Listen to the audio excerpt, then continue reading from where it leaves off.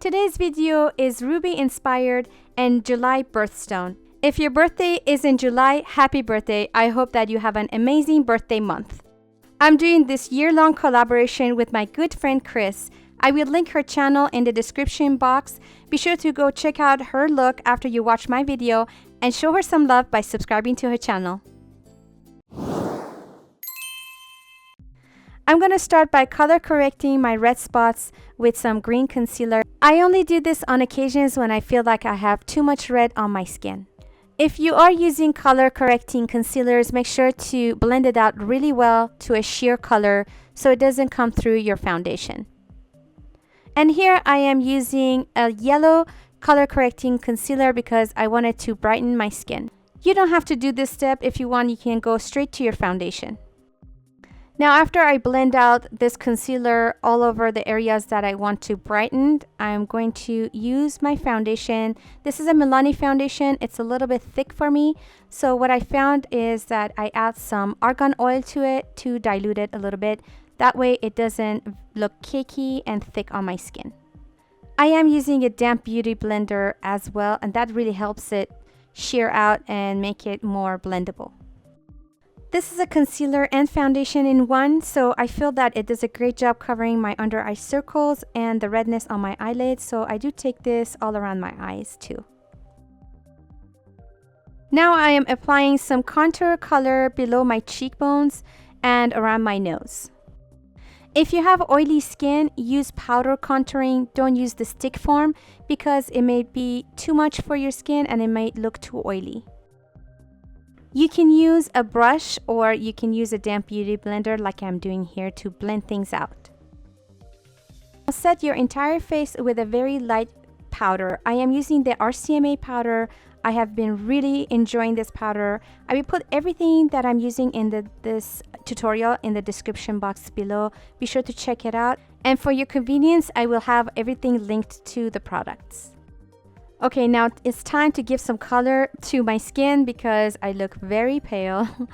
I like to do some bronzing all around my face, on my forehead, on my cheeks, and just around the perimeter of my face. That way, it just brings out more life into my skin and I don't look so ghostly. Actually, it adds dimension too. If you go overboard with the bronzing, you can always brush it off with your powder brush.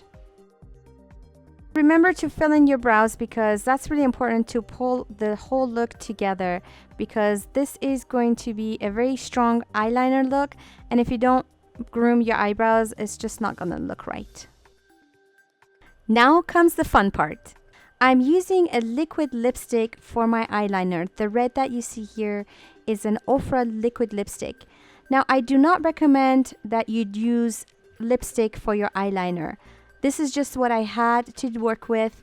If you can find a red eyeliner, I would definitely go with that because I don't know what your eye is going to react to, how your eye is going to react to the lipstick, and I don't want to recommend that. So that's my little disclaimer. And actually, this Ofra lipstick was not a very good choice because it was not drying out as fast as I wanted it to.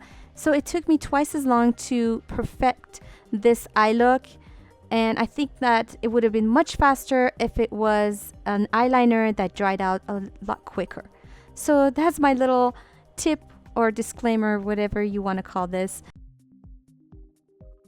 And I do have a tutorial on how to create winged liner, and I will link that in the bottom so you can go check that out if you are new to creating thick eyeliners or winged liners. You can watch that.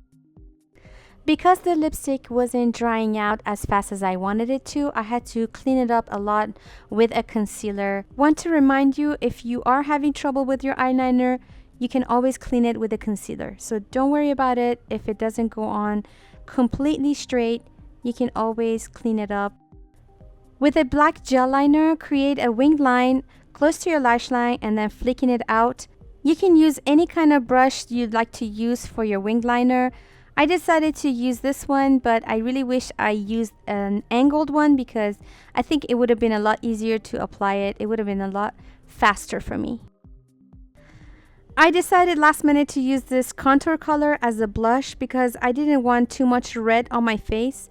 I wanted the liner to be the hero of the look. And so I'm using this as a blush, and then I'm just gonna use a tad bit of a red blush on my apples of my cheeks, and only very lightly. I'm not putting too much pressure. To make this look more special, I'm gonna put my lashes on the bottom lash. Just kidding. You don't have to use false lashes if you don't want to, but I thought it would give it a nice touch and it would make this look even more special. Oh, and I wanted to add a little bit of this color to my crease just to define it a little bit.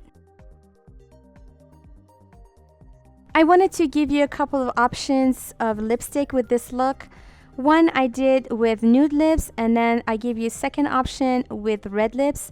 You can choose which one you want to wear with this eyeliner look, but I like both. I think they're both fun. So it is really up to you if you like really bold or you like to wear bold eyes with subtle lips.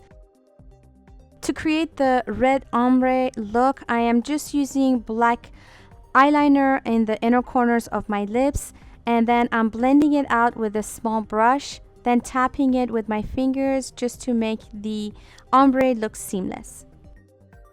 I hope that you enjoyed this tutorial and that you get inspired to create a look for your July birthstone. If you get inspired with this look, please hashtag me on Instagram, hashtag Maryam Remias. I love to see the look you came up with. Please give this video a thumbs up and subscribe to my channel if you haven't already. Until next video, take care. I wanted to do a review of the Super Stay Better Skin by Maybelline, and this is not a new product by any means. It's been in the market for a long time. I guess it's been a year already or something like that.